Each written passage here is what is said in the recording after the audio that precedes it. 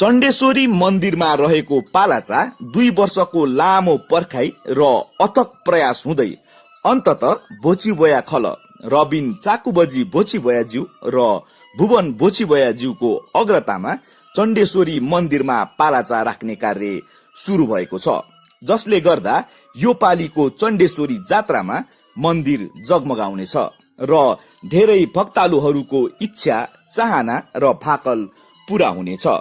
हाल जात्राको लागि राखिएको पालाचा केही समयपछि पुनः निकाली यसलाई भव्यताका साथ सबै कुरा ध्यानमा राखी बनाउने उहाँहरूको योजना पनि रहेको छ।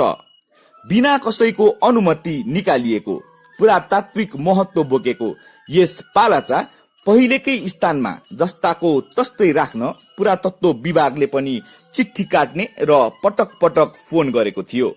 बनेपाको अधिकांशलाई पनि यो कुरा चित्त बुझेको थिएन भने यसको लागि पुरातत्वमा मात्रै 5 वटा पत्र पुगिसकेको थियो। तर जे जस्तो भए तापनि भोचिभया जीवहरूको अग्रतामा यो कार्य भएकोमा बनेपालीहरूले उहाँहरूलाई धन्यवाद त दिन नै पर्छ।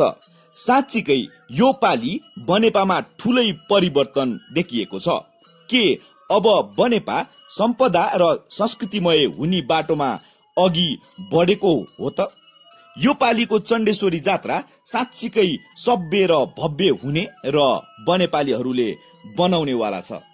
नपत्याए यो पाली जात्रा अघि कति धेरै काम भए हेर्नुहोस् त।